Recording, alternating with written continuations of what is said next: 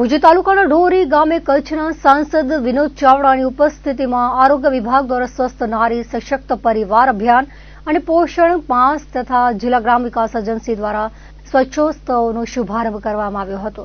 કચ્છના છેવાડાના ગામડાઓ સુધી મહિલાઓમાં સ્વાસ્થ્ય પ્રત્યે જાગૃતિ લાવવા આજથી શરૂ કરીને 2 ઓક્ટોબર સુધી ગ્રામ્ય કક્ષાએ આરોગ્ય કેન્દ્રો તથા આંગણવાડી કેન્દ્રોમાં અનેકવિધ મહિલાઓના સ્વાસ્થ્યલક્ષી નિઃશુલ્ક તપાસ અને નિદાન સારવાર કાર્યક્રમો યોજાશે.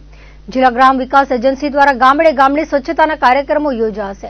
વડાપ્રધાનના 75મા જન્મદિવસ નિમિત્તે દેશભરમાં મહિલાઓના સ્વાસ્થ્ય માટે સ્વસ્થ નારી સશક્ત પરિવાર અભિયાન અને 8મા પોષણ માસનો વડાપ્રધાનના હસ્તે વર્ચ્યુઅલી શુભારંભ કરવામાં આવ્યો હતો.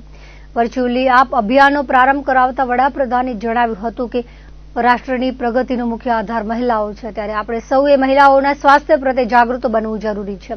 દેશભરમાં મહિલાઓ સંકલ્પિત બની આ અભિયાનમાં જોડાઈને પોતાના સ્વાસ્થ્યની સંભાળ લે તેવી અપીલ કરી હતી.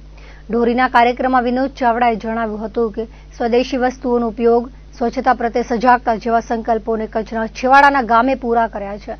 કચ્છનું ઢોરી ગામ એ સ્વદેશી વસ્તુઓ માટેનું રોલ મોડલ છે, ત્યારે સ્વદેશી વસ્તુઓ અપનાવીએ અને તેને વિદેશ સુધી પહોંચાડવામાં સહભાગી બનીએ.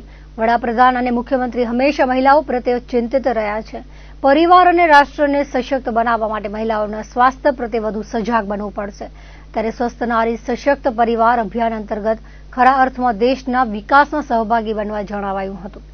વડાપ્રધાનના 75મા જન્મદિવસની તેઓએ શુભેચ્છા પાઠવી સ્વદેશી વસ્તુઓના ઉપયોગનો આગ્રહ રાખ્યો હતો.